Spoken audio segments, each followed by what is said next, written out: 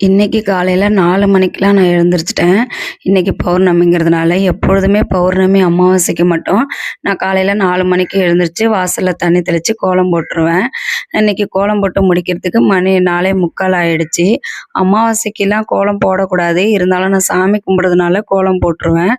அ கோலம் போட்டு முடிச்சுட்டு, நான் போய் குளிச்சுட்டு வந்து விளக்கேத்தி சாமி கும்பிட ஆரம்பிச்சுட்டேன். இந்த பூஜை எதுக்கு நான் வந்து அமாவாசை, பௌர்ணமிக்கு பண்றேன்னா, என்னோட ஹஸ்பண்டுக்காக நான் ஒரு வேண்டுதல் வச்சு, அந்த வேண்டுதல் நிறைவேறணுங்கிறதுக்காக நான் 7 வருஷமா பண்ணிட்டுருக்கேன்.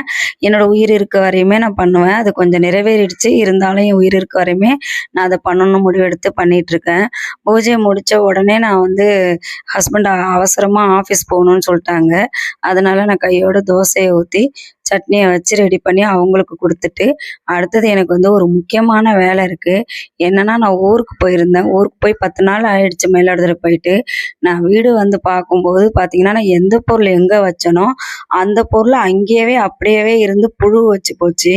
அ நான் வீட்ல இருக்கும்போது எங்க வீட்டுக்காரர் வந்து என்ன சொல்லுவாரு, "இத ஏன் அப்படி போட்டு வச்சிருக்க? அத ஏன் அப்படி போட்டு வச்சிருக்கன்னு" என்ன திட்டமாட்டாங்க. கேட்டுட்டு அவங்களே அந்த வேலைய எடுத்து செய்வாங்க. இப்ப நான் ஊருக்கு போயிட்டேன். ஊருக்கு போனதுக்கப்புறம் அவங்க எல்லாமே கிளீன் பண்ணி வச்சிருப்பாங்க அப்படின்னு ஒரு நம்பிக்கையில தான் இருந்தேன். ஆனா பார்த்தீங்கன்னா, எந்த பொருளுமே எதையுமே கிளீன் பண்ணல. அது அது அங்கங்க அப்படியே வந்து எல்லாமே புழு வச்சு போயி, எல்லாமே பூசணம் புடிச்சு போய் கிடந்துச்சு. அதுவும் மெயினா பார்த்தீங்கன்னா, ஃப்ரிட்ஜ் தான். ஃப்ரிட்ஜ் ஆஃப்ல வேற இருந்திருக்கு. ஃப்ரிட்ஜ ஆஃப் பண்ணி வேற இருந்திருக்கு. அதனால வச்சிருந்த இஞ்சி, பூண்டு நெல்லிக்காய் வச்சுட்டு போயிருந்தேன். அந்த நெல்லிக்காவும் புழு புடிச்சு இப்ப ஏகப்பட்ட நாத்தத்தோட இருந்துச்சு. ஏன் இப்படி பண்ணாங்கன்னே எனக்கே தெரியல. எப்பொழுதுமே எடுத்து கிளீன் பண்றவங்க இன்னைக்கு அந்த மாரி போட்டாங்க.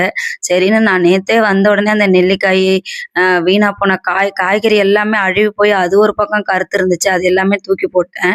நேத்து கிளீன் பண்ண முடியாதனால இன்னைக்கு நான் அத ஸ்டார்ட் பண்ணிட்டேன். எடுத்து எல்லாமே தொடச்சு, பூசணம் பிடிச்சிருந்த எல்லாமே தொடச்சு கீழ பார்த்தீங்கன்னா, அவ்ளோ புழு பார்த்தீங்களா? எவ்ளோ புழு நின்டிட்டு இருக்கு.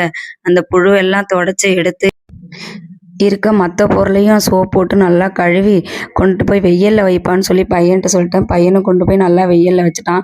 அத ஒரு 1/2 மணி நேரம் காய விட்டு எடுத்துட்டு வந்து அதுக்கப்புறம் ஃப்ரிட்ஜில ஃபிக்ஸ் பண்ணி பார்த்தா தான் ஃப்ரிட்ஜ பார்த்தா கொஞ்சமாவது நல்லா இருந்துச்சு.